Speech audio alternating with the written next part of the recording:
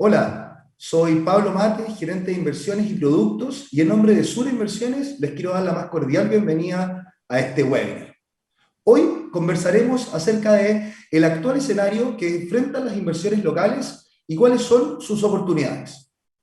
Les recuerdo que tenemos un chat dispuesto para que nos hagan llegar todas sus inquietudes y consultas, las cuales abordaremos al final de este conversatorio. Pero antes de comenzar, quisiera hacer un breve repaso respecto a los hechos que han afectado las inversiones locales. En primer lugar, el estallido social de octubre de 2019 generó mucha volatilidad y retornos negativos, tanto en la renta fija como en la renta variable, y vimos también movimientos en el dólar. Ya hacia febrero de 2020, cuando se tenía algo más de certeza respecto a lo que estaba sucediendo en el ámbito local, vino la pandemia, que afectó no solo a Chile, sino que a todo el mundo, provocando nuevamente altas volatilidades producto de la incertidumbre que podría provocar esta enfermedad a nivel global. Y ya cuando la calma volvía a reinar en los mercados, producto de buenos procesos de vacunación, de expectativas de mejoras en la economía, tuvimos en mayo nuestras elecciones locales que volvió a generar incertidumbre y volatilidad en los mercados. Y para profundizar respecto a esos temas, es que hoy nos acompañan dos grandes invitados. Tenemos a Jean-Paul Latournerie y Víctor Gajardo, ambos vicepresidentes de renta variable y de renta fija de Sura Investment Management, con los cuales podremos conversar acerca de estos y otros temas. Muchas gracias y bienvenidos. Gracias por acompañarnos, Víctor y Jean-Paul. Muchas gracias, Pablo. Y aprovecho también de saludar a todos nuestros invitados el día de hoy. Hola, Pablo. ¿Cómo están? Bueno, la idea es que podamos tener una conversación algo más relajada para que podamos revisar los distintos hechos y cómo estos se han ido relacionando con las inversiones y qué podemos esperar hacia adelante, viéndolo desde los aspectos de los riesgos, también de las oportunidades.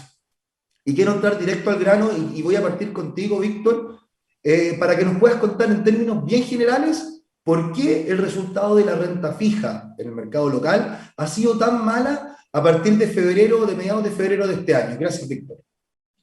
Sí, por supuesto. En general han sido múltiples factores, la verdad, donde uno de ellos ha sido el aumento de las expectativas de crecimiento en Chile, que se han traspasado las expectativas de evolución futura de tasa de política monetaria, como vamos a revisar a continuación. En general, acá en el gráfico de la izquierda se puede ver cómo la expectativa de crecimiento para cierre de este año ha aumentado fuertemente desde febrero hasta la fecha, particularmente sustentada por un proceso, digamos, ambicioso de plan de vacunación, como también asociado, digamos, a los planes de apoyo fiscal, como las transferencias directas y subsidios para las pymes. Esto, como se puede ver en el gráfico a la derecha, en general lo que hizo fue aumentar las expectativas en la evolución futura de las tasas de política monetaria que hoy se encuentran en los precios, en donde hoy el mercado ya está incorporando que la tasa de política monetaria del Banco Central debiese llegar en torno a un 2% de aquí a un año y en torno a un 3% de aquí a 2 años, que es bastante más alto de lo que se esperaba a comienzo de año, como se puede ver en ese gráfico. Por otro lado, vemos un comportamiento similar que lo que ocurrió en Estados Unidos. Estados Unidos también tuvo una expectativa de crecimiento de cierre de año un alza bastante considerable y que se tradujo, como se puede ver en el gráfico de la derecha, línea amarilla, se puede ver cómo las tasas de los bonos del tesoro a largo plazo tendieron a subir por razones similares y también terminó afectando tasas en pesos, particularmente desde febrero en adelante.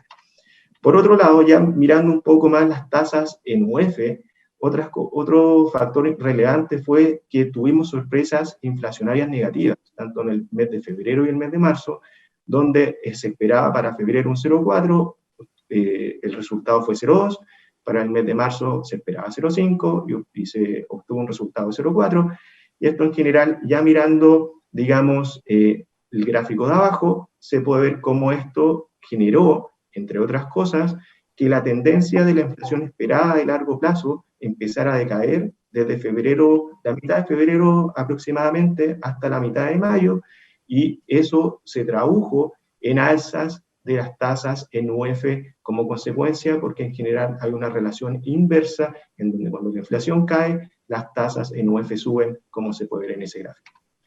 Adicionalmente, en el mes de marzo tuvimos una salida importante de los flujos del fondo E de las AFP, que concentran principalmente renta fija nacional, en donde salió más de un 15% de estos fondos, ya sea por temas asociados probablemente a los rescates, de un cierto rezago, y también por temas asociados a cambios de fondo de los clientes. Adicionalmente, en el mes de marzo y abril se reactivaron las colocaciones soberanas en moneda local, en donde se puede ver que en marzo, en general, entre marzo y abril hubo emisiones en torno a $1.000 millones equivalentes, tanto en pesos como en UEFs, en donde si bien no son, digamos, montos relevantes, en donde la Hacienda ha tendido a emitir más en moneda dura, tanto en euros, principalmente en dólares, como vimos que ya estaban subiendo las tasas por otros factores, estos también tendió a ayudar un poco a esa alza. Y finalmente, tuvimos ya mirando, digamos, las últimas 2 semanas, tuvimos las elecciones de convencionales constituyentes que sorprendieron con un giro hacia la izquierda, principalmente porque la derecha no iba a tener digamos, poder de veto por no tener el tercio de los votos, como también la lista del centro, que fue la lista del apruebo. En general, las personas que les fue bien dentro de esa lista están más en el lado más de la izquierda de ese conglomerado, es decir, el Partido Socialista. Entonces, con ese, digamos, como susto inicial, las tasas tendieron a subir un poquito más, pero después ya pasando los días, cuando el mercado empezó a incorporar que había ciertos acuerdos amplios, como que el Banco Central se iba a mantener autónomo y también se iban a respetar las reglas de la propiedad privada, en general las tasas volvieron a caer nuevamente y a estabilizarse en niveles un poco más bajos. ¿En qué se traduce? En general, de todas maneras, esto, como nosotros lo vemos, es que probablemente va a haber más Estado, quizá más derechos sociales de aquí en adelante, pero en ningún caso debe haber un cambio radical al modelo actual. Perfecto, Víctor. Me gustaría profundizar aquí en el tema de las elecciones locales. Tú algo nos empezaste a comentar, pero me gustaría que entremos ahí bien en profundidad. Por ejemplo, ¿qué se puede esperar para el mercado? ¿Han cambiado las expectativas de crecimiento luego de las elecciones o de la inflación? ¿Cómo está el escenario de la renta fija? ¿Cómo hoy día generamos un escenario para la renta fija luego de estos hechos? Buena pregunta, Pablo. Acá en general, como vamos a revisar, en términos de expectativas de crecimiento, como se puede ver en el gráfico de la izquierda, la verdad que esto no han habido cambios post las elecciones. Este gráfico en general es un promedio del consenso de mercado que tiene diferentes visiones, tanto locales como internacionales, y en general hemos visto que después de las elecciones no ha habido un cambio dentro de estas expectativas de crecimiento, e incluso en los últimos días, como en el reporte que salió en la OCDE, publicado en diferentes medios locales, sale que en general ellos incluso hacen una revisión al alza, en donde ellos están esperando que el cierre de año debe estar en torno a 6,75, y al mismo tiempo, con los últimos datos de IMASEC, que salieron también esta semana y que salieron 14,1%, que es versus la expectativa de 10,4%, un dato bien alto, que incluso si lo comparamos con el dato previo, que era 6,4, es una alza bien considerable y por lo tanto esperamos que esta expectativa de crecimiento que se ve en el lado izquierdo debiese empezar a tener un sesgo hacia el alza en los próximos días. Por el lado de la inflación, vimos que post las elecciones hubo una caída significativa de en torno desde 3,3% hacia los niveles de 2,6%, estabilizándose en esos niveles por unos días, pero ya de forma posterior, como había comentado previamente, dado que ya el mercado empezó a incorporar de que los independientes, de la verdad que tenían ciertas posturas más moderadas, esto se empezó nuevamente a estabilizar y volvió a subir la inflación esperada, digamos, de los próximos 12 meses para estabilizarse a niveles, digamos, cercanos al target del Banco Central, que es un 3%. Pero de todas maneras es importante considerar que, como habíamos conversado previamente, es, digamos, más Estado, más derechos sociales, probablemente se traduzcan en cierta medida en mayor deuda país. Entonces, en esa dirección, si uno evalúa cómo se ha comportado en el gráfico a la izquierda, se ve cómo se ha comportado la deuda PIB, o sea, deuda dividida por el Producto Interno Bruto del país.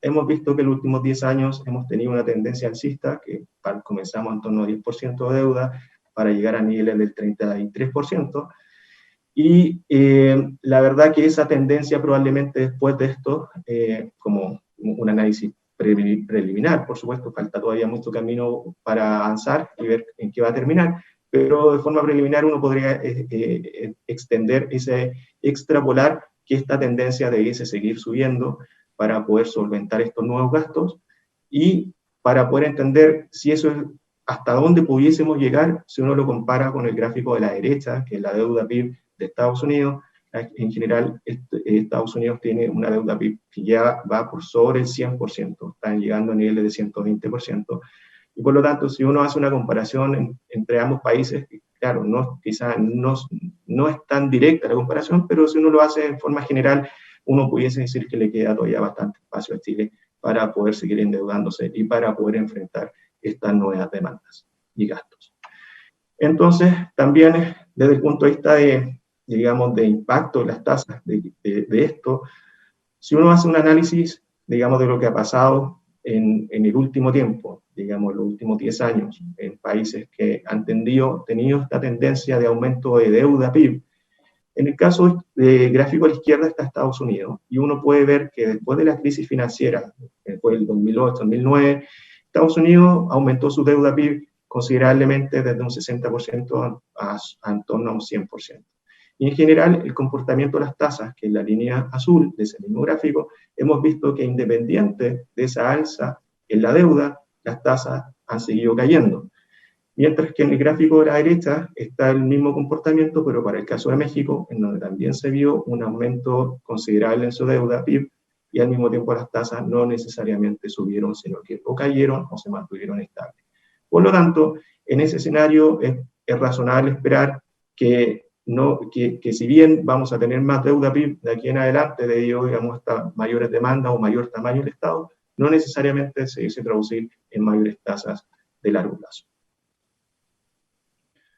Perfecto, gracias Víctor. Y me gustaría quedarme en este tema de las elecciones y cómo han cambiado, o si es que han cambiado, los escenarios futuros. Ya lo vimos por el lado de la renta fija en términos de crecimiento, inflación y escenarios base, particularmente la emisión de más deuda. Me gustaría, Jean-Paul, que nos dieras tu opinión, o desde tu mirada, ¿cómo estas elecciones o los resultados de estas elecciones han afectado y cambian los escenarios para el mercado local?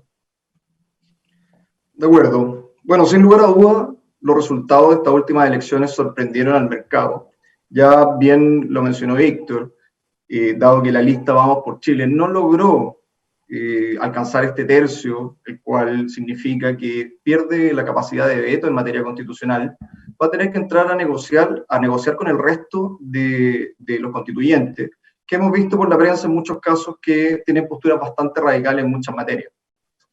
Además, sumado a esto, vemos que estamos en un año de elecciones presidenciales, por lo tanto el mercado se va a tornar más noticia dependiente, en línea con esta mayor incertidumbre política, lo cual va a traer mucha volatilidad, pero eso también va a abrir oportunidades en el mercado.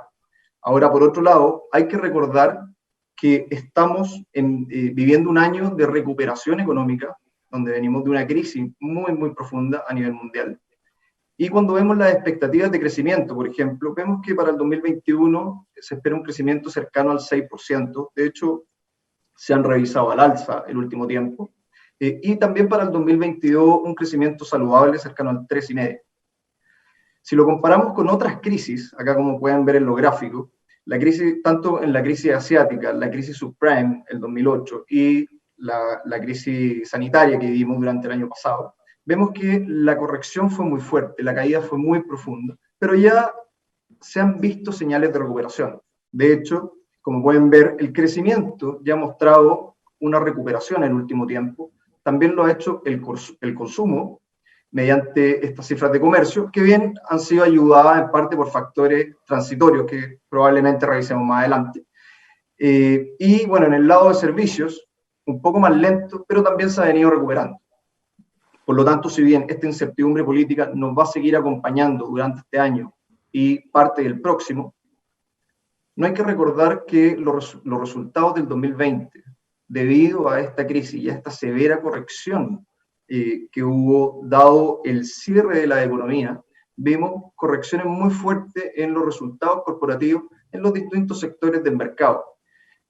Esto nos baja la base comparativa y ya mirando las estimaciones de crecimiento para el 2021, vemos un IPSA como un todo creciendo triple dígito sobre el 200% en utilidades. Esto, por supuesto, considera el efecto base comparativa y eventos que son transitorios y pasaron por una sola vez. Por ejemplo, en el sector de servicios básicos, el sector eléctrico, muchas empresas están reconociendo ya la descarbonización de la materia energética y, por otro lado, en el sector bancario, empresas como Itaú por banca, tuvo que reconocer también una gran pérdida de superior a un billón de dólares, $1.000 millones, reconociendo el menor valor en la adquisición del banco por banca. Por lo tanto, esto nos deja una base comparativa muy, muy baja que nos va a permitir mostrar un buen crecimiento para el próximo año. Por lo tanto, si bien vamos a ver mayor incertidumbre y mayor volatilidad, dado que el mercado se va a tornar noticia dependiente, esta mayor volatilidad también va a abrir buenas oportunidades. Gracias, Jean-Paul. Me gustaría que abordáramos un poco el tema de los inversionistas extranjeros, porque hemos visto que varias casas de estudio globales han estado mirando con buenos ojos a este mercado, e incluso dando recomendaciones de compra. Desde tu mirada, ¿qué nos puedes contar respecto a los inversionistas extranjeros? Bueno, Pablo, dado que Chile representa un porcentaje menor dentro de Latinoamérica como mercado, el inversionista extranjero primero se preocupa de cuál es el escenario en Latinoamérica y además tiene una diferencia importante respecto al inversionista local, y es que ellos están acostumbrados a lidiar con la incertidumbre política relacionada derechamente en los mercados emergentes en los cuales ellos invierten. Por lo tanto, cuando nosotros vemos qué es lo que ha pasado en el resto del mundo y en los mercados emergentes, vemos que si bien mercados desarrollados, en el gráfico de la izquierda, ha mostrado una positiva tendencia de recuperación en los resultados corporativos proyectados para el próximo año, tanto para Japón, Europa y Estados Unidos, vemos en el gráfico de la derecha, donde vemos economías emergentes, que Latinoamérica destaca por la aceleración en esta recuperación. Por lo tanto, ya empezamos a ver que los flujos de inversionistas extranjeros han vuelto a la región, principalmente a mercado emergente, pero también en el gráfico de la derecha se ve ya como han empezado a retornar a Latinoamérica. Por lo tanto, pensando sobre todo en que lo peor de esta crisis ya pasó, y si bien en este gráfico vemos que los ciclos de contagio, ¿cierto? El tercer ciclo de contagio ha bajado en el resto del mundo y en particular en Chile ha venido subiendo en el último tiempo. Esto responde más bien a un efecto estacional. Nosotros estamos en pleno invierno, todos los años estamos en pic en esta fecha en enfermedades respiratorias, por lo tanto no es sorpresivo este aumento de contagio en esta fecha, pero lo más relevante es sobre todo el programa de vacunación de Chile, que destaca a nivel mundial. Por lo tanto, Chile para un inversionista extranjero se ve como una buena oportunidad de inversión en este tiempo.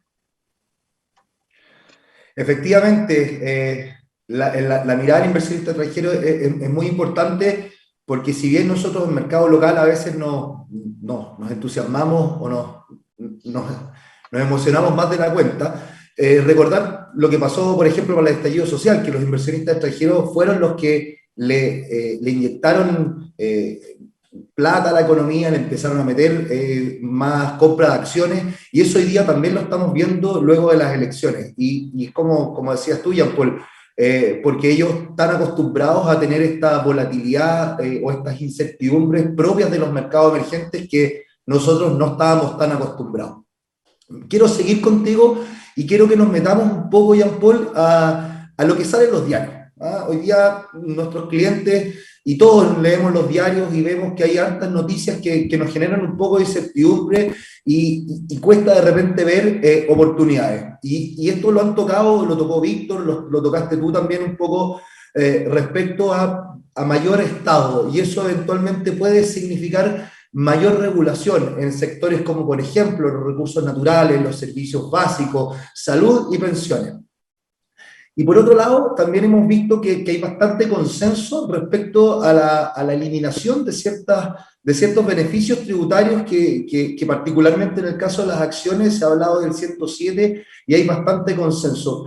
¿Qué nos puedes decir tú desde el punto de vista de Sura Investment Management respecto a estos temas? No solo de los riesgos, sino que también hay oportunidades o la verdad es todo tan complejo como se ve en el diario. De acuerdo, Pablo. Voy a partir respondiendo a tu segunda pregunta relacionado al artículo 107 de la ley del impuesto a la renta, el cual se refiere principalmente a las ganancias, a los beneficios tributarios relacionados a las ganancias de capital en acciones o fondos que tengan presencia bursátil ajustada sobre el 25%. Esto, dejando atrás los tecnicismos, es un beneficio tributario a invertir en la bolsa. La verdad que consideramos que ha sido parte importante y motor del desarrollo del mercado bursátil tener este beneficio tributario, pero cuando uno mira otras economías y otros mercados, los cuales tienen sistemas tributarios planos y aún así cuentan con mercados desarrollados con alta liquidez y mucha profundidad, vemos que esto, si bien no es buena noticia, no necesariamente va a hacer perder el atractivo de invertir en la bolsa. Si nos enfocamos en las noticias que han salido en la prensa relacionadas a recursos naturales, una de las acciones que se ha visto bastante afectada es Sokimich dentro del sector materiales. Y esto es principalmente debido a que se está hablando de un nuevo royalty de la minería de un 3% ad valorem. Ad valorem significa que sería un 3% en la primera línea, en la línea de venta, desconociendo la estructura de costos de la compañía, el nivel de eficiencia y el precio también de los commodities. Por lo tanto, esto sería tendría un impacto negativo en la minería en Chile. Y además, Sokimich, si bien ha mostrado, por ejemplo, acá se puede ver en el gráfico, un alza en el precio del carbonato de litio, que ya está acercándose rápidamente hacia los $15.000 por tonelada, y ha sabido mostrar un buen delivery de resultados, donde ha crecido en capacidad productiva desde el 2019 a la fecha, en alrededor de un 40%. Hoy las valorizaciones no son particularmente atractivas, pero si bien nosotros estamos confiados en este plan de largo plazo, principalmente respaldado por la electromovilidad y la demanda que va a generar, vemos que esta compañía todavía va a tener bastante volatilidad e incertidumbre hasta que se resuelva el tema del royalty. Por otro lado, dentro del mismo sector, vemos más oportunidades en el sector forestal. Acá es Copec y CMPC principalmente. Como ven, los precios de la celulosa se han venido comportando de manera positiva en el último tiempo, en los niveles más altos en los últimos 10 años, y esto es principalmente respaldado debido a que hay un déficit de oferta a nivel mundial proyectado para este año y que ya se ha empezado también a extender para el próximo. Esto debido a que proyectos relevantes en la oferta mundial, como el proyecto de MAPA, de Copec, también se ha venido atrasando. Por lo tanto, acá también vemos oportunidades más allá de los riesgos que pueden haber en el mercado. No podemos dejar fuera los servicios básicos y hablar de Aguas Andinas. La verdad que es una compañía que las últimas noticias no han sido positivas para ella, porque los cambios regulatorios han afectado y podrán seguir afectando la rentabilidad en esta industria. El primero de ellos es la disminución o eliminación del piso de rentabilidad mínima. De lo que hablamos es que esta industria, al ser un monopolio natural y estar regulada, se le aseguraba una rentabilidad en torno a un 7% y eso se ha venido conversando de que podría bajar. Se habla de un 6%, eventualmente un 5%, incluso retirar el piso de rentabilidad mínima. Además, las mayores exigencias para evitar emergencias sanitarias se traduce en una necesidad de mayor inversión de estas empresas, que de la mano de una disminución en la rentabilidad asegurada, la verdad que se hace menos atractivo. Por otro lado, la ley de servicios básicos, que prohíbe a las compañías cortar los servicios si es que hay eventos de morosidad de sus clientes, la verdad que ha afectado y ha empezado a generar mayor ruido dentro de esta compañía. Por lo tanto, Si bien hoy, por ejemplo, los derechos de agua dentro de los activos que tiene Agua Andina no representa más del 10% del valor, creemos que hay mucha incertidumbre aún relacionada a cómo se podría llegar a regular la operación de esta compañía. Por lo tanto, creemos que no tiene buenos catalizadores en el corto y mediano plazo. Por otro lado, dentro del mismo sector de servicios básicos, encontramos empresas como Enel América, una empresa que en el corto plazo pasó por un aumento de capital, una fusión por incorporación de su filial de energía renovable no tradicional en toda la región de Latinoamérica, y además una OPA por parte del controlador donde estuvo dispuesto a pagar 140 pesos por acción para aumentar su participación en la compañía. Hoy la acción está alrededor de 100 pesos por acción, y si vemos en este gráfico, en términos de valorizaciones, se ve atractiva respecto a las empresas comparables. Lo más relevante en esta compañía es que además tiene 0% de sus resultados dependiendo del mercado local, por lo tanto, no corre con el mismo riesgo regulatorio que el resto de las empresas. Cuando nos vamos por último al sistema de salud, pensiones y servicios financieros, encontramos empresas como ILC. Esta compañía, si bien la administración había hecho muy buen trabajo en mejorar los resultados corporativos, cuando proyectamos de dónde proviene el valor actual de esta compañía, vemos que casi el 25% del valor proviene de Habitat, que tiene también exposición en Perú en términos de pensiones, y donde en Perú sabemos que tienen conflictos con las pensiones incluso peor que los nuestros.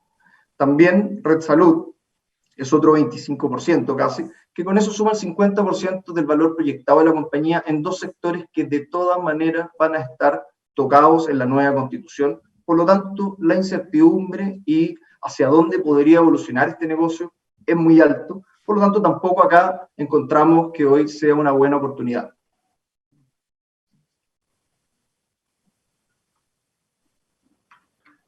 Perfecto, Jean-Paul.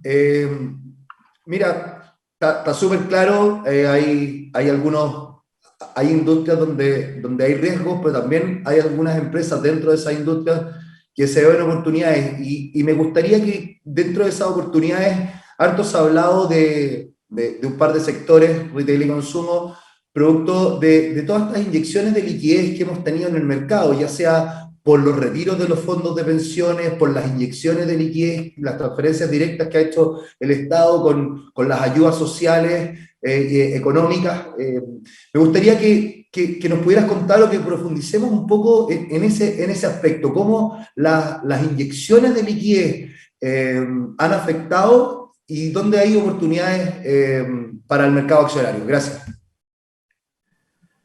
Por supuesto. Bueno, efectivamente, como tú dices, el sector consumo, tanto consumo básico como consumo discrecional, se han visto beneficiados por este aumento en el ingreso disponible de la familia. Si vemos el gráfico de la izquierda, esto lo que representa es el monto de retiro sobre el ingreso mensual, es decir, el impacto que ha generado los retiros de las pensiones, restándole incluso la deuda de la familia, y vemos que esto representa en más del 90% de la población casi entre 3 y 2 veces el sueldo mensual. Por lo tanto, esto de todas maneras es un shock transitorio en ingreso disponible que debería, por supuesto, aplanarse y proyectar consumo futuro, por lo tanto debería ahorrarse. Pero sabemos que el ser humano prefiere consumo presente, por lo tanto esto lo hemos visto y ha impactado en esta industria. En el gráfico de la derecha, además podemos ver otro factor relevante, y es que han aumentado los saldos a la vista. Ya estamos hablando de 10.000 millones de pesos, que están entre el saldo a la vista del Banco Estado y otros bancos. Esto quiere decir que no se ha gastado ni siquiera gran parte de este exceso de liquidez que ha ingresado a las familias. Cuando vemos, por ejemplo, en este gráfico, cómo ha reaccionado las ventas en supermercados en Chile, vemos que han venido aumentando rápidamente gracias a este mayor ingreso que tienen las personas, y también en el mejoramiento del hogar, que destacamos también por la aceleración que ha tenido el último tiempo en crecimiento. Por lo tanto, dentro de este sector, si bien creemos que hay riesgo e incertidumbre en la bolsa, vemos que no debería haber gran regulación en el sector consumo, Dentro del sector consumo nosotros estamos prefiriendo sector consumo básico, por los datos que hemos visto. De todas maneras, el consumo básico ha crecido de forma bastante más acelerada que el consumo discrecional, y hay que considerar que en el consumo discrecional hablamos de competidores de Falabella, Ripley, por ejemplo. También vemos competidores internacionales como Amazon, que han entrado fuerte, con ofertas también bastante atractivas, bajando los costos de transporte, por ejemplo. Por lo tanto, si bien hay oportunidades, hay que ver en qué tipo de empresa nos queremos exponer en este tiempo.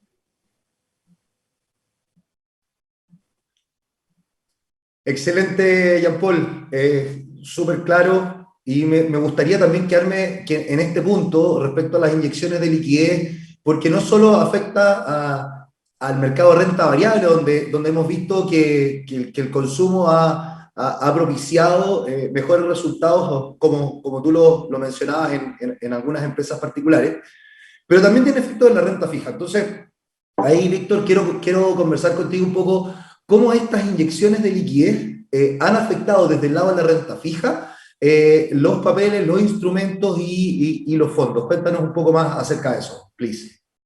Sí, por supuesto, Pablo. Como podemos ver acá en el gráfico, tenemos una relación entre el consumo dentro de nuestro país con la inflación esperada para los próximos 5 años, es decir, la relación entre consumo y la inflación de largo plazo dentro de los precios, es decir, dentro de las tasas. Aquí se puede ver cómo ha ocurrido que a partir del tercer trimestre del año pasado ha aumentado considerablemente el consumo por las razones que ustedes hablaban previamente, es decir, debido a estas inyecciones de liquidez que dentro de, digamos, de las familias han podido percibir debido a los retiros de las AFPs, ayudas fiscales, etcétera. Y en base a eso hemos tenido este crecimiento potente del consumo. ¿Y qué relación tiene eso? También hemos visto cómo este aumento del consumo ha tendido también a generar aumento de las expectativas de inflación, que ya estaban, digamos, cuando entramos a la pandemia, estaban en torno a un 2%, como se puede ver en la línea azul, empezó a subir de forma considerable, ya llegando a niveles casi del 3%, que es el target del Banco Central, digamos, para el cierre del primer trimestre de este año. Bueno, ¿qué esperamos de aquí, digamos, hacia adelante? La verdad que lo que hemos visto en los últimos días, que ya tenemos probablemente mayores inyecciones o potenciales mayores inyecciones de liquidez hacia las mismas familias debido a extensiones del IFE universal, ingreso familiar, digamos, de emergencia, o algún tipo de bono asociado, transferencias directas, como también quizá un potencial cuarto retiro que ya digamos, se está empezando a comentar en los diarios, y esto es al mismo tiempo asociado, como en el gráfico de la derecha, que esto es la fuente Time to Hurt, pero está asociado a que debiésemos salir o llegar pronto a la inmunidad rebaño y por lo tanto empezar a disfrutar más nuestras libertades. En general, eso debiese traducirse en mayor consumo potencial de aquí en adelante y por lo tanto, como vimos en el gráfico previo, en mayor inflación, digamos, implícita de largo plazo. ¿Y cómo debiese beneficiar eso a las tasas? Al final del día, como está en este gráfico, hay una relación inversa en donde se puede ver que cuando sube la inflación, en general, como ocurrió a comienzo de año, como está ocurriendo en estas últimas 2 semanas, como está en la línea amarilla, cuando sube la inflación, en general las tasas de largo plazo tienden a caer. Y por lo tanto, si es que como nosotros estamos esperando que esta tendencia continúe apoyada por el apoyo, digamos, por las inyecciones de liquidez, que se traduzcan en mayor inflación de largo plazo, las tasas en UF debiesen caer y por lo tanto la renta fija se debiese ser beneficiada en esa dirección. Gracias, Víctor.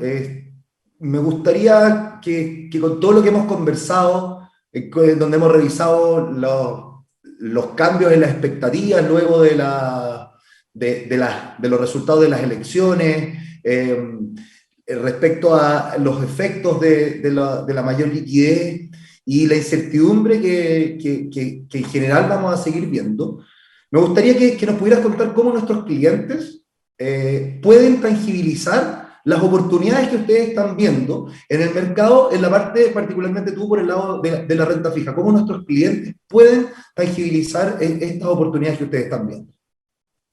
Por supuesto, Aldo.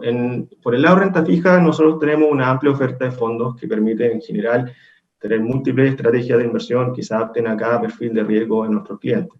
En general, acá se ve la parrilla que tenemos, y donde, sacando un poco de lado los fondos cortos que tienen un foco más de preservación de capital, digamos que esta oportunidad de tasas en UF, que hablamos que están asociadas a mayores expectativas inflacionarias, se pudiesen captar de mejor manera en los fondos, digamos, desde renta local UF hasta el renta corporativa a largo plazo, que en general, como se puede ver ahí, tienen un componente alto de tasas en UF que van por sobre el 90%, y al mismo tiempo tienen un componente, digamos, de empresas de muy buena calidad crediticia que tienden digamos, a soportar de muy buena manera cualquier escenario, digamos, adverso que pudiese ocurrir de aquí en adelante. Perfecto, Víctor, muy claro.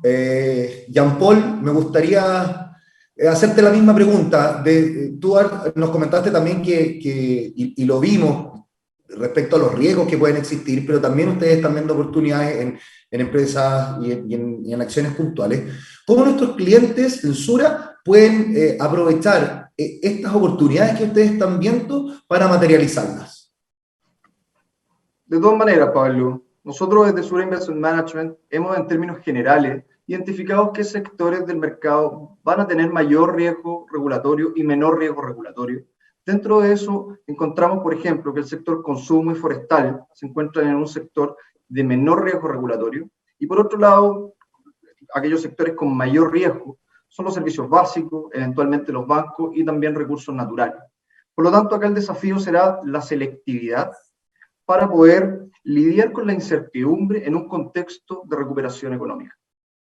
Esto, a modo de ejemplo, se ve plasmado en el fondo calificado, un fondo que tiene entre 10 y 15 acciones, que si bien tiene muy buena diversificación sectorial, más allá de la alta concentración que tiene, muestra marcadas preferencias en las diversas industrias del mercado.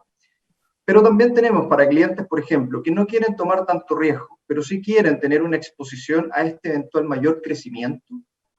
Tenemos también el fondo Selección Acciones Chile, un fondo que tiene una estructura sectorial similar al IPSA, con preferencias más acotadas en la industria con mayor convicción. De esta forma, aprovechamos las oportunidades que se dan en el mercado, pero con un riesgo más bajo. Perfecto, Jean-Paul. Muchas gracias por la presentación. Víctor también. A mí me gustaría hacer un pequeño repaso de lo que hemos conversado, como para darnos un plano general con qué yo me quedo de esta exposición. Primero, que vamos a seguir teniendo incertidumbre, ¿cierto? Y esto provocado principalmente por el proceso constituyente y también por las elecciones presidenciales que se nos vienen. ¿Y esa incertidumbre en qué se traduce? En volatilidad. Volatilidad en la renta fija, volatilidad en la renta variable, pero eso también nos trae oportunidades, ¿cierto? Tenemos la mayor probabilidad de aumento en regulaciones, como tú bien mencionabas recientemente, y que se puede ver en diferentes medidas dentro de los sectores. Aquí lo clave para poder aprovechar las potenciales oportunidades es tener un análisis riguroso, ¿cierto? Entonces, en la medida que uno haga un análisis riguroso, tú lo comentabas, la selectividad es clave para poder aprovechar estas oportunidades que se pueden presentar. Y finalmente, los estímulos tanto fiscales como monetarios, recordemos que también estamos con una política monetaria expansiva, no solo en Chile, sino que a nivel global hemos visto bastantes estímulos, nos vuelve a entregar oportunidades en ambos mercados. Y sumado a esta selectividad, a esta rigurosidad en el análisis inicial, también es muy importante el seguimiento constante y permanente de las variables. ¿Y por qué? Porque como estamos en un escenario que va a ser cambiante y va a ir evolucionando, como tú decías, Jean-Paul, noticio dependiente. Es muy importante tener permanentemente, incorporar esa nueva información en los análisis para materializarlos en las inversiones. ¿Y cómo se tangibiliza eso? Bueno, ustedes ya nos contaban respecto a los fondos de Sura, los equipos de inversiones de Sura Investment Management tienen comités permanentes donde revisan sus escenarios base, los supuestos que hay detrás de las decisiones de inversión. Por lo tanto, se va generando esta decisión de inversión y el monitoreo permanente. ¿Y cómo lo plasmamos? Por ejemplo, Víctor comentaba un fondo de renta local UF, este es un fondo de renta fija que tiene una duración media-baja. Nosotros hoy día estamos favoreciendo ese tipo de inversiones en la parte de la renta fija debido a la volatilidad que existe. Y para los clientes que requieren autogestión, que no se quieren involucrar tanto, una buena alternativa es el multiactivo conservador, que va moviéndose activamente tanto en términos del porcentaje de UF o pesos que tiene, así como la duración, es decir, si se va a papeles de más largo plazo o de más corto plazo, viendo las expectativas que pudiéramos tener, o incluso entre corporativos, bonos de empresas o bonos de gobierno, con una gestión activa. Eso por el lado de renta fija. Y en el lado de acciones, Jean-Paul nos mostraba dos fondos, uno que es el Selección Acciones Chile, que es un fondo bastante diversificado. O sea, si yo me quiero exponer al IPSA, pero con cierto nivel de convicción en las apuestas, y más que apuestas en los análisis, el Selección Acciones me cumple. Y si yo quiero ser aún más agresivo y quiero ir con mayor convicción a una cartera de acciones mucho más reducida, donde está la mayor convicción del equipo de Sura Investment Management, está el fondo Sura Acciones Chile Calificado. Entonces ahí tenemos estas oportunidades, cómo plasmarlas. Nuevamente agradecerle la participación a Jean-Paul y a Víctor. Me gustaría pasar a las preguntas del público. Ya me han llegado algunas por interno, no tengo acceso al chat, por lo tanto me las están mandando y vemos que hay bastante actividad, hay bastante inquietud por parte de nuestros clientes. Todavía tenemos tiempo, así que vamos a tratar de abordarlas de la mejor forma posible. Las voy a leer, perdónenme, para tratar de ir siendo precisos. Y como les decía, tenemos varias preguntas. Voy a ir con la renta fija. ¿Ya? Tenemos hartas preguntas ahí en la renta fija. A ver, voy a ir por parte, Víctor, me voy a quedar contigo un ratito para que abordemos la parte de renta fija. Nos preguntan varias cosas. Primero, ¿cómo afecta las variaciones del tipo de cambio en la parte de la renta fija? ¿Tiene impacto o no tiene impacto? Eso en primer lugar. Y después te quiero aprovechar de hacer al tiro otra pregunta. Esta es una pregunta difícil, porque no es muy simple la respuesta, pero te la voy a hacer igual porque nuestros clientes están preocupados. Respecto a cuándo estimamos que podrían verse o podrían recuperarse las pérdidas en la renta fija que abordamos desde el principio, desde mediados de febrero. Tú empezaste a comentar que teníamos una rentabilidad negativa en la renta fija y que hay varios factores que han involucrado volatilidad. Entonces esas son como las principales inquietudes que por ahora podemos tomar desde nuestros clientes. Muchas gracias, Víctor. Sí, por supuesto, Pablo. Bueno, comenzando con la primera pregunta, la verdad que el tipo de cambio en general sí afecta a la renta fija local. ¿Y a través de qué mecanismo? Lo hace a través de la inflación, principalmente, a través de la inflación importada, digamos, de los bienes que nosotros no producimos, por lo tanto tenemos que salir a comprarlos, y cuando hay un tipo de cambio elevado los tenemos que comprar al final a mayores precios, es decir, gastamos más pesos por dólar cuando esto ocurre, y lo que genera inflación importada. Eso es con respecto a la primera pregunta. Por lo tanto, en un escenario, digamos, que es que pudiésemos decir que el tipo de cambio estuviese al alza, por alguna razón, efectivamente eso dice traducirse en cierta medida a mayores expectativas de inflación, y esas mayores expectativas de inflación debiesen traducirse, como lo vimos en la presentación, también a caídas en las tasas en UF, necesariamente. No en las en pesos, pero sí necesariamente pudiese ocurrir en las tasas en UF. Con respecto a la segunda pregunta, con respecto a las pérdidas, en general, lo que vimos en la presentación es que ocurrieron varias cosas en conjunto que generaron este escenario adverso. Entonces, por un lado, está la expectativa de crecimiento futuro, que en general se tradujeron en mayor, digamos, aquí quizás voy a apoyar un poco de la presentación.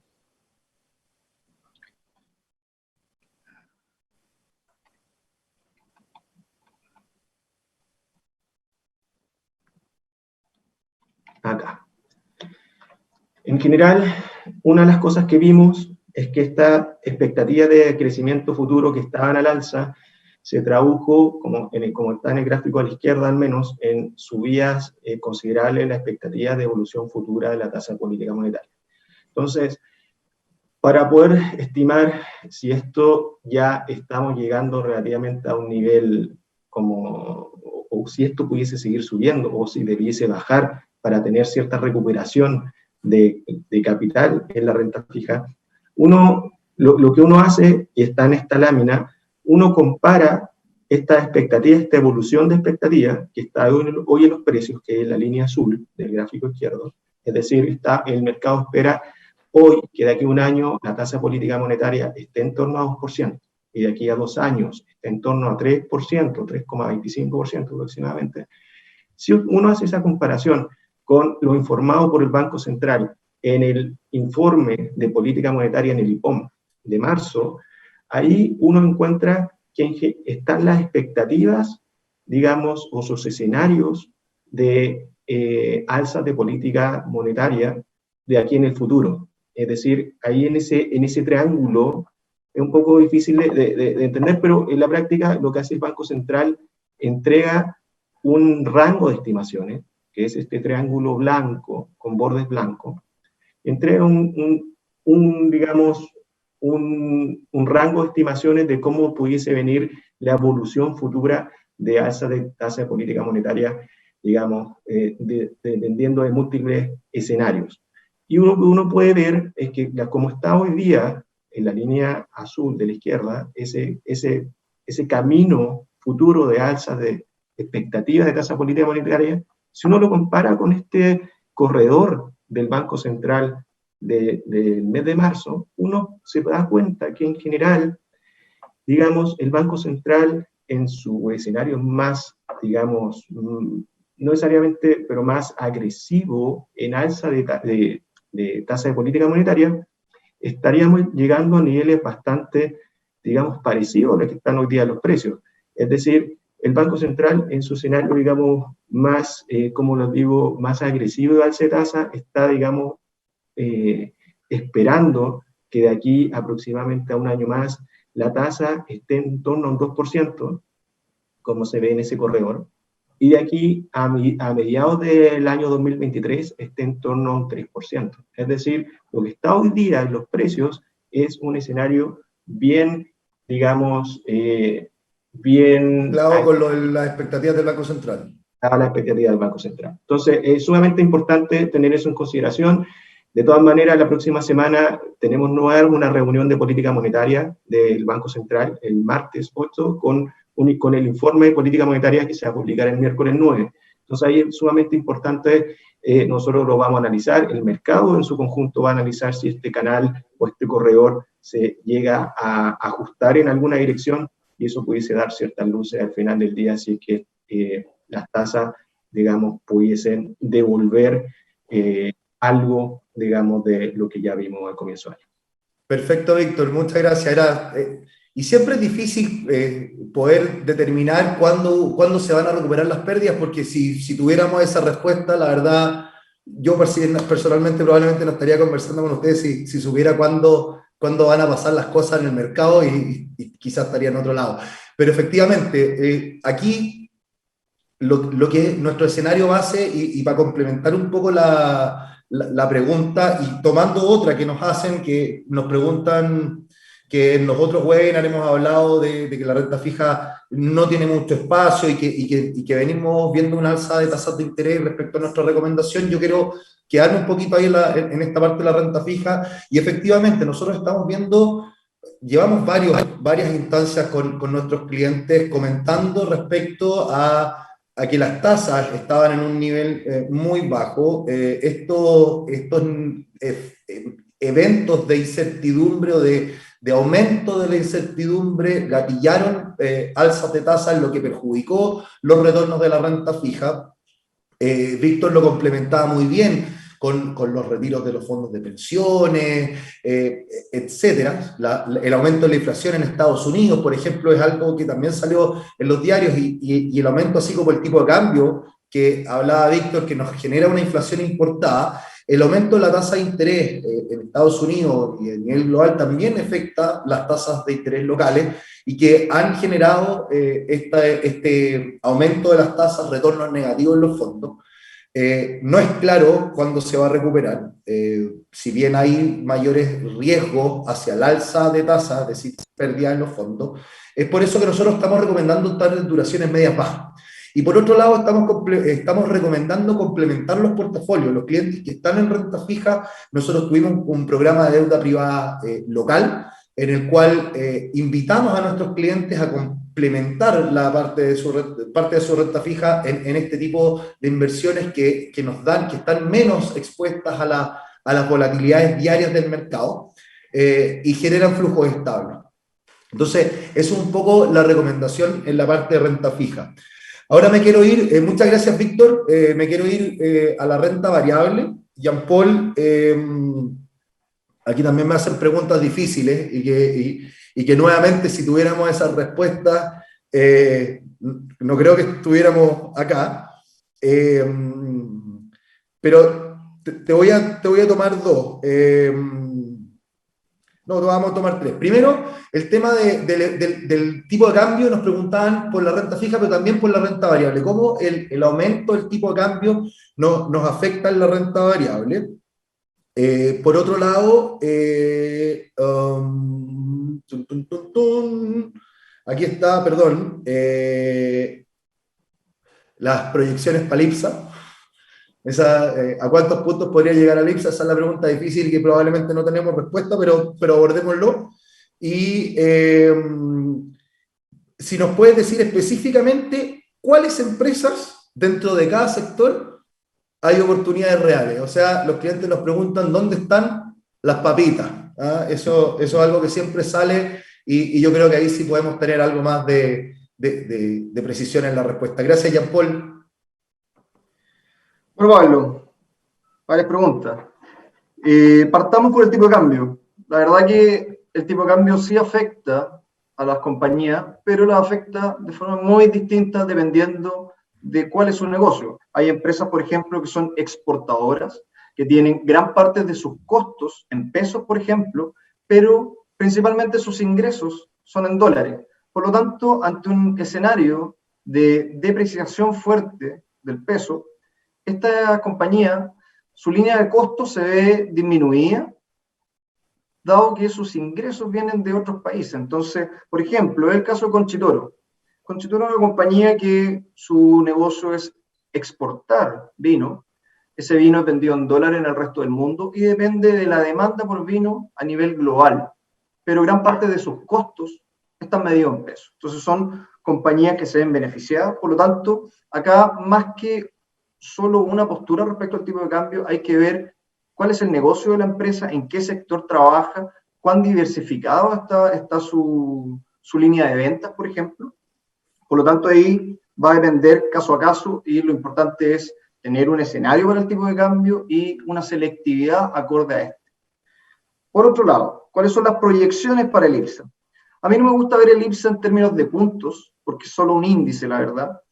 Acá lo relevante es en qué múltiplos está transando el IPSA. El IPSA está caro o barato respecto a el costo alternativo, ya sea la renta fija, por ejemplo, o ya sea renta variable en el resto del mundo.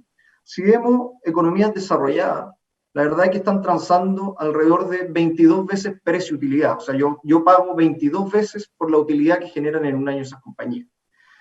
En mercados desarrollados, por supuesto. En mercados emergentes transan a múltiplos bastante más bajos. Pero el caso de Chile en particular, antes de las elecciones estaba transando alrededor de 16, 17 veces precio-utilidad, que eso es por sobre su promedio, alrededor de una desviación estándar. No es tan relevante. Lo que vemos después de las elecciones y después de la fuerte corrección que tuvo el mercado es que efectivamente hoy Chile está transando con mayor descuento. Por lo tanto, esto nos da espacio para que, en línea con las buenas proyecciones de las compañías que estamos esperando para este año y parte del próximo, debería venir de la mano de un múltiplo más bajo, ¿cierto?, que va a justificar eventualmente un mejor retorno para el mercado local, y no es descabellado pensar que podría eventualmente ir moviéndose hacia lo que ya vimos a principio de año. Por último, ¿cuáles son las empresas por sector que vemos más atractivas? Algo ya revisamos durante la presentación, y si vamos rápidamente viendo, por ejemplo, por sectores, dentro de servicios básicos, diferenciemos energía eléctrica, distribución, generación y agua andina. La verdad que ahí nos quedamos con el negocio de generación eléctrica. Distribución eléctrica también va a ser algo que se pueda regular y que se pueda normar en la nueva Constitución. Por lo tanto, vemos la oportunidad más en generación eléctrica, principalmente en el América, dado su buena diversificación regional. Después, si nos vamos al sector bancario, la verdad que cuando vemos este exceso de liquidez que hay en la familia, y lo contrastamos con cómo se ha movido la dinámica de créditos de consumo, bueno, por supuesto, cuando tenemos todos estos retiros de la AFP, no necesito pedirle plata a los bancos. Por lo tanto, ese es un área que falta todavía que se recupere, y probablemente va a estar así por mucho tiempo, en el caso de Chile en particular. Entonces, dentro de los bancos, nosotros preferimos el Banco BCI, y es porque tiene una diversificación también bastante atractiva, dado que alrededor del 30% de los resultados del banco proviene de Estados Unidos, dado la filial que se compró hace años atrás, CNB, ¿cierto?, y otro banco. Por lo tanto, dado esa buena diversificación, hoy, y en términos de valorizaciones también se ve más atractivo que Banco Santander, Banco de Chile, y eventualmente, esto para los más preferentes por riesgo, el Banco de Itaú por banca también eventualmente será una buena oportunidad, pero este banco está con un aumento de capital en carpeta. Por lo tanto, en la medida que esto empieza a salir nuevamente a la luz y veamos cuál va a ser el monto de aumento de capital, se habla entre 800, 500 millones de dólares para capitalizar el banco de cara a la nueva regulación de Basilea III, vamos a ver que quizás ahí, para los preferentes por riesgo nuevamente, se van a abrir nuevas oportunidades. Siguiendo, en el sector materiales, ya lo tocamos en la presentación, creemos que el sector forestal hoy en día se ve bastante atractivo, y ahí entre las dos compañías nos gusta más CMPC. ¿Por qué? Porque un Pure Play es una compañía Pure Play celulosa, es decir, el 100% de su negocio proviene del negocio forestal. En cambio, Copec es un holding que tiene también negocios de combustible, por lo tanto solo el 60% del EBITDA de esta compañía proviene del negocio forestal. Si seguimos revisando dentro de los sectores, nos vamos al consumo, también algo revisamos. Dentro del consumo básico, nos gusta Cencosud, creemos que es una compañía que todavía va a mostrar muy buenos resultados. Después también, si alguien quiere tomar algo más de riesgo, SMU, que es un supermercado un poco más chico, que transa múltiplos muchísimo más descontados que Cencosud, también vemos una oportunidad. Y dentro del consumo discrecional, nos gusta mucho más Falabella que Ripley, y es porque Ripley es, de hecho, de las empresas que están abiertas a la bolsa en el mercado local, es la empresa con mayor exposición a Perú, en donde también vemos bastante incertidumbre, mucho más riesgo y una recuperación también bastante más lenta que la que hemos visto en el mercado local. Dentro del sector industrial, si nos vamos a las empresas más constructoras, acá lamentablemente esto va a estar con alta volatilidad, debido a que dependen también de qué es lo que pasa en el sector de minería principalmente. Por lo tanto, como tenemos la incertidumbre relacionada a el nuevo royalty, va a estar bastante con un sector con alto riesgo, y por lo tanto deberíamos tener algo más de información para capturar oportunidades en este sector. Dentro del sector bebidas, creemos que Embotelladora Andina, por ejemplo, es una compañía que se ve mucho más atractiva que CCU. CCU, si bien venía con el respaldo de esta OPA que lanzó IRSA, el grupo Luxich, a través de la sociedad matriz, la verdad que ve un poco de oportunidades y una mayor competencia en su negocio en particular. Por lo tanto, Embotelladora Andina creemos que podría ser una mejor alternativa. Y por último, dentro de telecomunicaciones y TI, nos gusta mucho más Entel que Sonda. Entel, si bien no ha andado bien, porque está dentro de uno de los sectores que también es regulado, tiene la Subtel detrás, y se ha hablado de eventualmente Internet para todos, etcétera.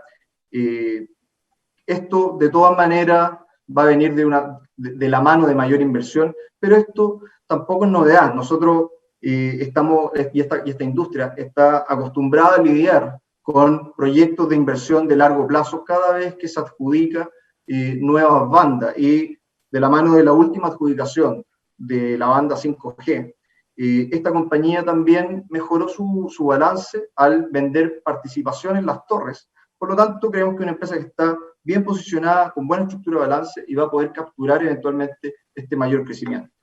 En el caso de Sonda, si bien tiene una buena diversificación regional, este 50% que viene de Brasil está bastante ligado al gasto fiscal. Por lo tanto, creemos que eso va a estar un poco más lento y la verdad que la competencia en términos tecnológicos en Chile en particular ha venido aumentando el último tiempo. Por lo tanto, si bien en valorizaciones se ve atractivo, no necesariamente esto va a significar buenos retornos mirándose adelante. Oye, Jean-Paul, bueno, puede que se me haya quedado alguna, Pablo, puede que se me haya quedado alguna. No, está perfecto, y está súper jugado ahí con las tres preguntas que abordamos también. Yo quisiera hacer un pequeño recap ahí. ¿Por qué? Porque nosotros cuando hacemos recomendaciones desde Sura, recomendamos portafolios globales, ¿no? Que tienen inversión no solo en Chile, sino que también en el resto del mundo, y diversificados de acuerdo al perfil. Y también no solo incluimos activos tradicionales, sino que también incluimos activos alternativos dentro de esta diversificación de una visión estratégica de largo plazo, ¿cierto? Ahora bien, en nuestras carteras nosotros teníamos recomendado Chile desde antes del estallido, perdón, desde antes de las elecciones, perdón, veníamos con una sobreponderación y teníamos un 10% dentro de nuestras carteras recomendadas de un porcentaje en Chile, particularmente con el Selección Acciones Chile, un fondo más diversificado, y que luego de los resultados de las elecciones nuestra decisión fue mantener la recomendación que tenemos en Chile, porque también vemos que hay oportunidades. Ahora, tú te la jugaste con varias empresas y ahí fuiste directo al grano. Yo quiero transmitir a nuestros clientes que hay varias alternativas de poder aprovechar estas visiones que nos cuenta Jean-Paul. Y uno es nuevamente lo repito, el fondo Sura Acciones Chile Calificado. Ese es un fondo que va donde están las mayores convicciones, que tiene muy pocas empresas, dentro de muy pocos papeles, muy pocos instrumentos dentro de su cartera, porque lo hace con alta convicción. ¿Ya? Y ahí probablemente, y Jean-Paul, corro el riesgo de equivocarme, pero creo que todas las empresas que tú mencionaste debieran estar o ser parte de ese fondo, ¿correcto? Efectivamente, Pablo. Todas las mayores convicciones están recogidas en el fondo calificado y además tiene no solo una alta convicción, sino que también una muy buena flexibilidad para poder ir moviéndose a la velocidad que es necesario, dado las noticias y el ritmo que está tomando el mercado este último tiempo. Perfecto. Y muchas gracias, Jean-Paul, por ese complemento. Y otras formas para los clientes que les gustan las acciones directas, en Sura nosotros tenemos recomendaciones de cartera de 5 acciones y de 10 acciones, dentro de las cuales también están las que nos mencionaba Jean-Paul. Por lo tanto, hay varias alternativas. Yo sé que estamos un poco pasados a la hora, pero ha estado bien entretenida esta conversación, hemos podido profundizar y ir al callo y no ser tan etéreo. Me gustaría, bueno, me llegaron varias preguntas más, dentro de las cuales tú en tu presentación, Jean-Paul, abordaste. Hay harto interés por la parte de renta variable, porque de renta fija hemos conversado harto y llevamos harto tiempo hablando de la renta fija. Tema complejo y nuevamente volvemos a la incertidumbre. Elecciones presidenciales. ¿Tú algo pasaste por ahí por el tema de las elecciones presidenciales como un riesgo?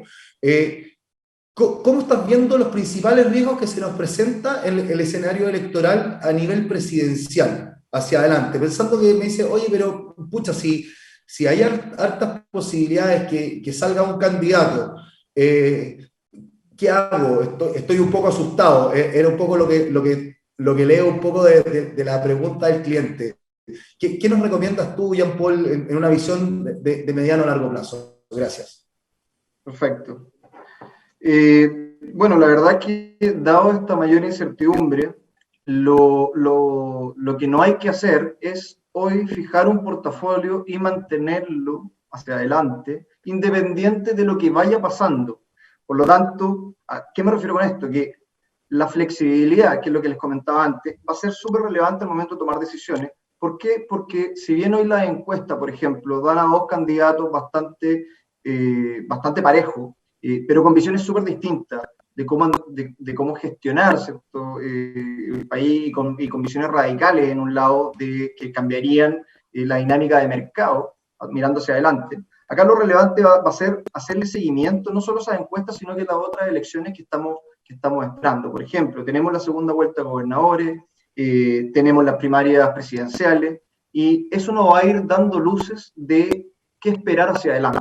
Hoy no les puedo, o sea, ojalá pudiera, pero no les puedo dar la respuesta de quién va a salir o no presidente en las próximas elecciones, pero sí lo que podemos hacer es tener un portafolio que vaya capturando las mejores oportunidades que se van dando en la medida que vamos avanzando en esta elección presidencial y eventualmente, pensando ya hacia finales de año, podríamos tener mayor claridad de hacia dónde podría ir esta nueva elección y en línea con eso tratar de montar un portafolio que capture de mejor manera el escenario futuro para Chile.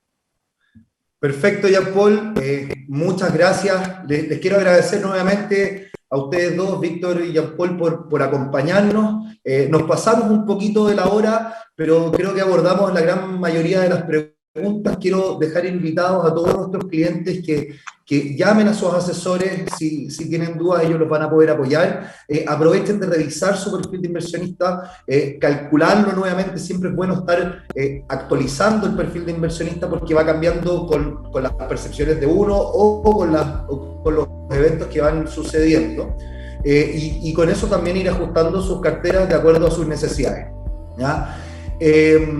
Con esto quiero dar por finalizado este webinar Oportunidades en el mercado local de cara a los desafíos que enfrenta el país. Los quiero dejar invitados y ayúdennos, para nosotros es muy importante su opinión. Les vamos a dejar una encuesta al cierre para que por favor nos puedan ayudar con sus respuestas, es muy importante para nosotros. Y les quiero agradecer a todos los que se conectaron y que este evento haya sido de su interés. Nos vemos en un próximo webinar, de Sura Inversiones. Muchas gracias y que tengan un muy buen día.